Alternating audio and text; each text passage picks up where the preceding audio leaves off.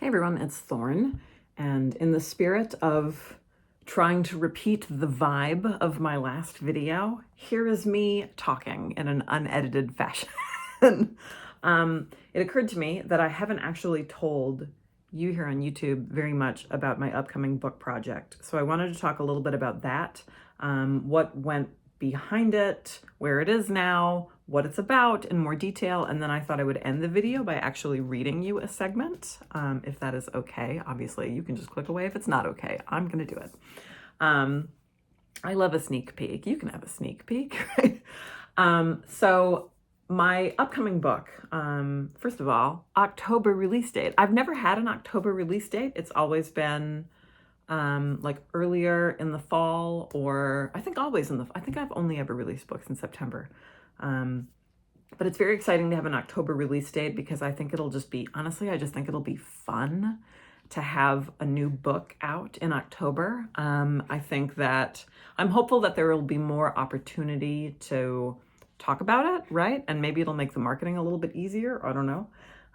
But it's sort of perfect because this book is not really, I'm gonna couch this. I'm gonna reframe this in a second here, but let me just say this. It's not exactly for witches. I think that it will be primarily consumed by witches, and I think that it is good for witches, but I was not writing with the practitioner necessarily in mind. For this project, what I really wanted, if you've been exposed to my writing before, you've seen me on the internet for any prolonged period, you know that I really strive to fill what I perceive to be holes in the literature. I'm not really interested in, writing an introductory book about witchcraft or expounding on like some particular facet. I feel like there are thousands and thousands of books about witchcraft, Wicca, the occult, magic, what have you. And I'm definitely in the camp that says I want as many as possible. I think that as many voices as we can add to the mix is a good thing.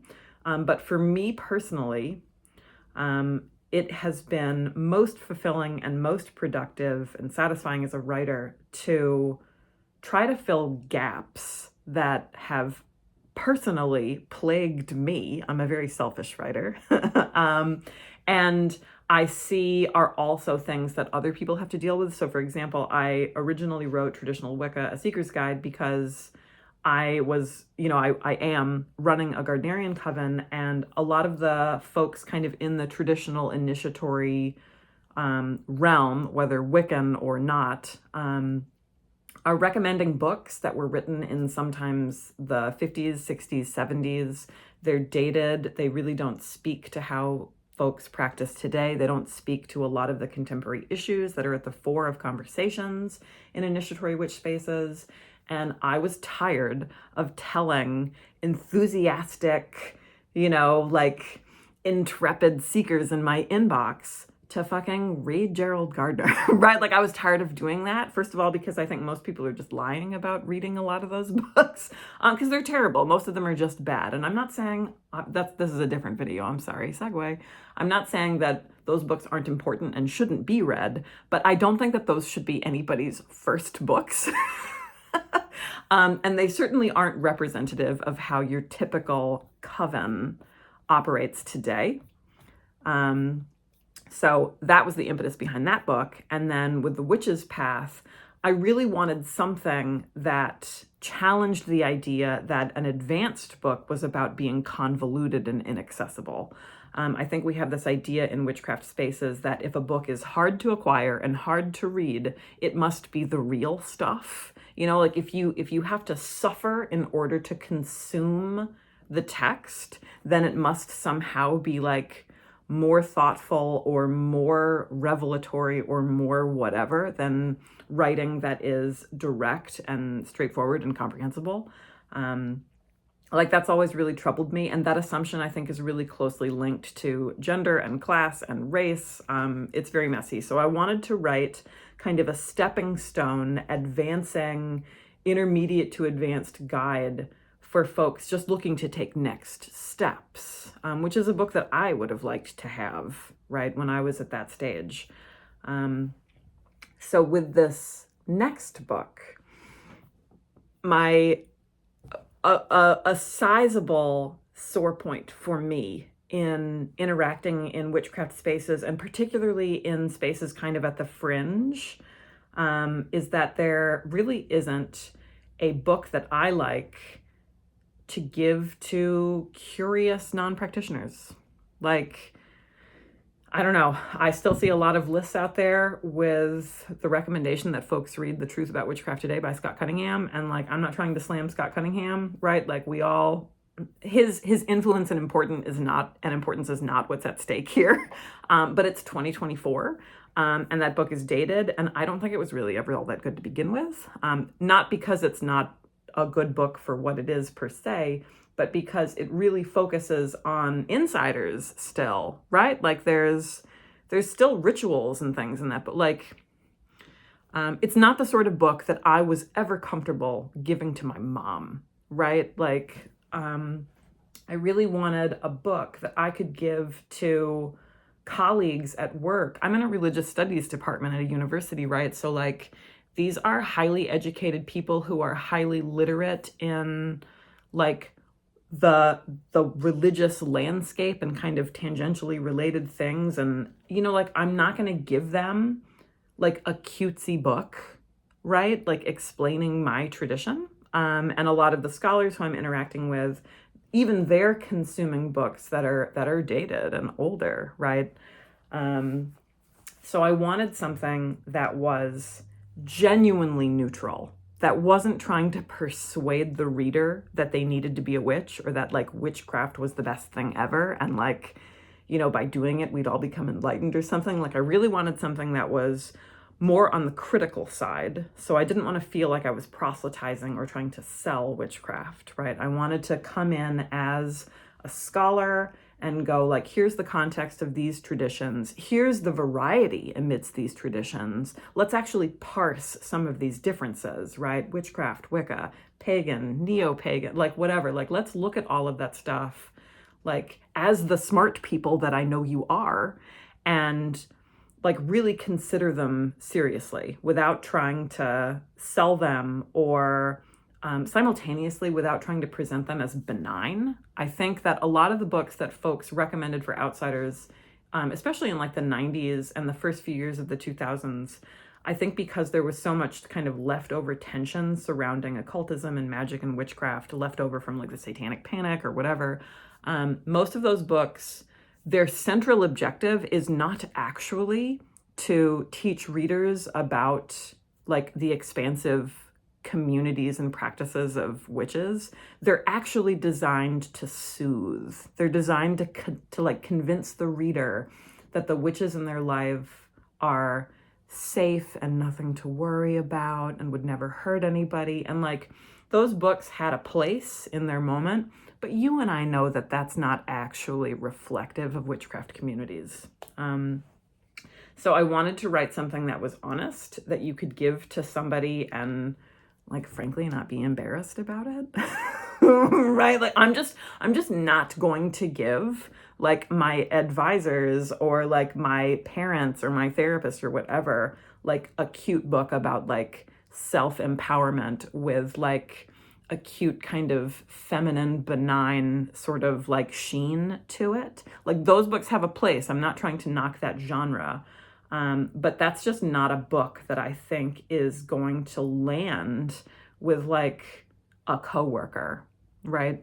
And that's all I saw on shelves. So I decided to write the book for outsiders that I really wanted for myself and for the outsiders in my life.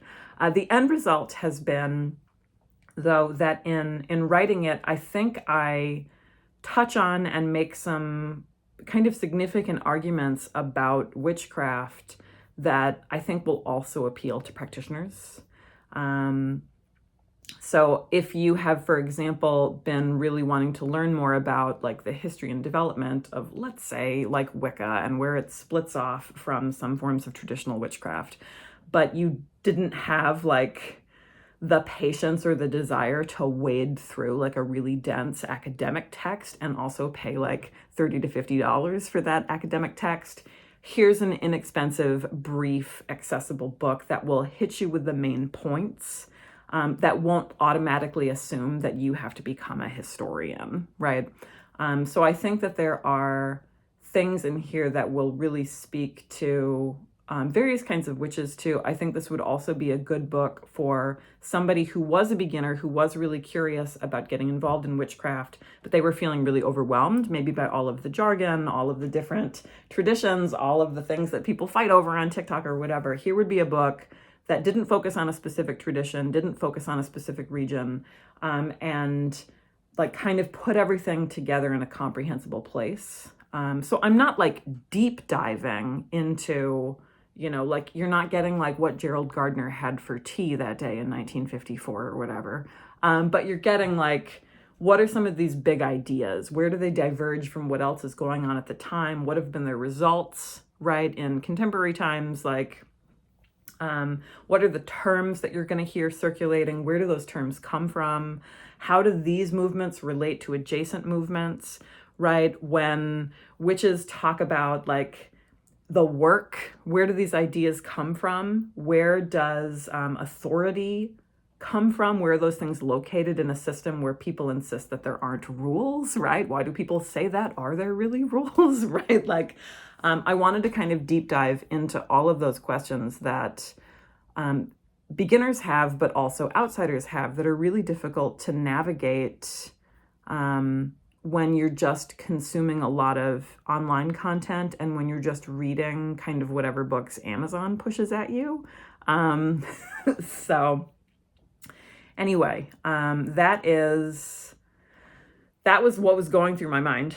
So the book, I should tell you the title, right? That's important. The book is called Witches Among Us, Understanding Contemporary Witchcraft and Wicca. It was really important to me to write about witchcraft and Wicca as separate but related entities. Sometimes I think we get hung up on the idea that like, well, these are different, and we act like those differences are obvious to outsiders when they really aren't. They're not even particularly obvious to a lot of insiders, right?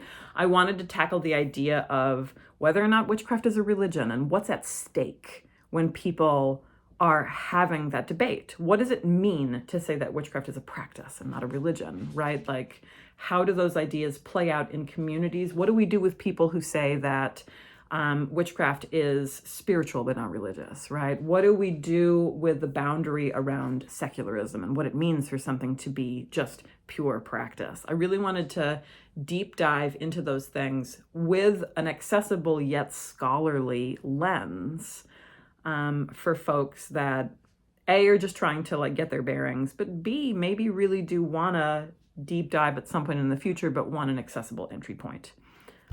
So this is a short but dense book.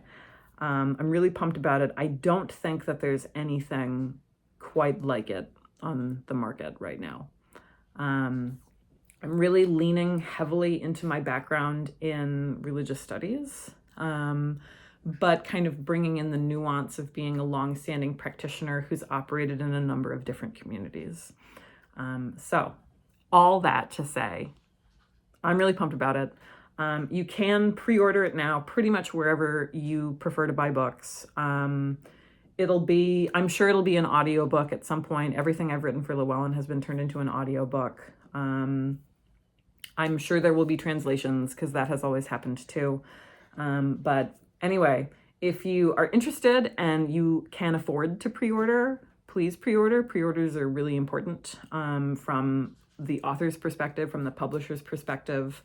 It can impact a lot of things really early and really has a lot of effect on the overall success of a book. So pre-orders are always great.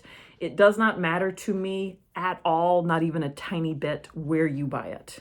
Financially, that has no impact on me at all. We always encourage ethical shopping, right? So I encourage you to check out your local indie bookshops and metaphysical shops, but do whatever you need to do. You're not helping me one way or the other, choosing one retailer over another. So, you do you. I am going to read you a section. So if you're not interested in being read to, thank you so much for watching. Here we go. I'm going to read you about 2 pages from chapter 2. I'm really proud of this chapter. It was really fun to write. I think it's really important, and it's not something that is covered in a lot of witchcraft books. This chapter is called Witchcraft in Context, and it's about where a lot of our collective kind of ideas come from, as well as a lot of the words that we use. You can think of it as like an influences chapter, okay? So like, for example, I open the chapter by separating witchcraft and Wicca, and like I talk about those distinctions and kind of like where those things branch. But then I move into related movements that are not, like these are not witchcraft traditions, okay? But there have been enough overlap and enough impact over time that these things, these communities, interlace with witchcraft communities in ways that are often really surprising and things that people just don't know about. So here we go. This section is called Related Movements, and then I'm going to break down these in subsequent sections. I will give you a window into some of these related movements. Okay, so related movements. Because witchcraft itself is arguably not a singular movement with one shared trajectory, it is critical to consider it within the context of a number of other traditions that flourished at around the same time and just before witchcraft came to the fore in the public imagination. When I say around the same time, I'm talking about like 20th century, mid-20th century, maybe a smidge earlier, right? I'm really like rooted in the contemporary here. None of us exists in a vacuum, and sometimes in the retelling of our various personal narratives, it is easy to lose sight of our own beginnings, simply pointing to vague and dubious antiquity or trusting that the family traditions we've inherited are original and unique rather than equally the amalgamation of the popular ideas floating around during our ancestors' times. Sometimes that cherished cookie recipe passed down in the family cookbook is truly original, but more often than not, it was initially copied from elsewhere, the origins forgotten. This was the case with my own inherited secret favorite, which with the tiniest bit of research turned out to be the Nestle Toll House recipe originally published in 1939, lightly modified with personal touches by succeeding family bakers. In many ways, witchcraft is much the same. As creative and personal as it is, and as much as it may point to a distant past, contemporary witchcraft is also very clearly the relative of a number of modern movements, either developing directly within and alongside them, or borrowing extensively from them in the form of ideas, specific practices, and vocabulary. Here, we meet some of the most significant influences on witchcraft. And I start with New Thought. Maybe some of you have heard of New Thought, okay? This is one of the things that people get mad about on occult Twitter, right? Most scholars begin the story of the New Thought movement with New Hampshire-based clockmaker Phineas Quimby. Struggling with his own illness, Quimby witnessed a healing demonstration from itinerant mesmerist Charles Poyen in 1838 and became a believer in the power of the mind to cure. Experimenting on himself, apparently with success, Quimby also began to travel to give demonstrations, as well as to take on students, including Mary Baker Eddy, who would go on to become the founder of the related movement, Christian Science. Quimby taught that disease took hold in the body through the presence of incorrect thoughts, and that by changing one's thinking, one could be cured. For Quimby, many of those incorrect thoughts originated in the Christian fear of damnation, and he saw his own practice as a kind of spiritual science, which was itself a revelation from God. The task for humanity, then, became the refinement of one's thoughts for the purpose of unification with what came to be called the divine mind, a phrase that we still encounter in witchcraft and many forms of contemporary spirituality. New Thought was codified largely by Quimby's students and admirers, some of them bringing these ideas into more overtly religious spaces, and others venturing into the realms of psychology. One of those intellectual descendants was William Walker Atkinson, who authored a number of books on the subject and often gets credit for the anonymously published The Kabbalion, a study of the Hermetic philosophy of ancient Egypt and Greece, 1908. The Kabbalion, which claims continuity with ancient wisdom, teaches a series of metaphysical principles that have been and continue to be enormously influential in magical spaces, even where that influence may not be known or acknowledged. These principles include the principle of vibration, which states, every thought, emotion, or mental state has its corresponding rate and mode of vibration, and by an effort of the will of the person, these mental states may be reproduced, just as a musical tone may be reproduced by causing an instrument to vibrate at a certain rate, just as color may be reproduced in the same way. If you've ever thought that someone had bad vibes or heard that objects, like crystals, possess vibrations that can impact their surroundings, you can largely thank the authors of the New Thought movement. Of all of the related traditions we will explore, New Thought may be one of the least familiar, but this movement has had a great deal of influence on many things that we take for granted in everyday life. If you've ever been told that thinking positively could make good things come your way, that you could cure illness through visualizing yourself healthy, or that you could manifest your desires by intentionally imagining them, you've probably been tangentially touched by New Thought. It's been particularly impactful in the realm of contemporary witchcraft. Many of the ideas that we today associate with self-help and productivity have their roots in this 19th and 20th century new religious movement, and most of us don't think of them as religious at all. They're so integrated into our cultural landscape. They're part of corporate life, hustle culture, and a wide variety of religious and spiritual traditions. New Thought has been cemented into the mainstream through a number of channels, including Alcoholics Anonymous, the popularity of media personality Oprah Winfrey, the prosperity gospel as preached by televangelists like Joel Osteen, and the human potential movement, which has impacted much of the theory behind professional development that is popular in corporate settings today. The New Thought movement has also bestowed many significant books upon today's readers, including the 2007 bestseller The Secret by Rhonda Byrne. Both the law of attraction, the principle that like attracts like, and the popular practice of manifestation find their roots in New Thought, making their way into many forms of contemporary witchcraft via the New Age, popular culture, or directly through texts like the Kabbalion. And then I go on and I talk about spiritualism, I talk about theosophy, I talk about the New Age, I talk about the contemporary pagan movement. And the whole idea is looking at those things in an introductory way and pointing out where a lot of those ideas come into contemporary witchcraft. The argument that I'm making is not that like witchcraft was invented as a result of these movements. Okay, that's not what I'm saying. I'm saying that the traditions that we practice are the result of what's in the cultural water at the time. And that's as true for our ancestors. It's as true for our tradition founders as it is for us today. The things that we believe, the things that we do, the words that we use all come from kind of the intermixing of the things that are around us. And the central point here is that it doesn't have to be conscious. Look at this rainbow on my face. I have like a little crystal in the window. Anyway, these are conversations that I've never seen in introductory books.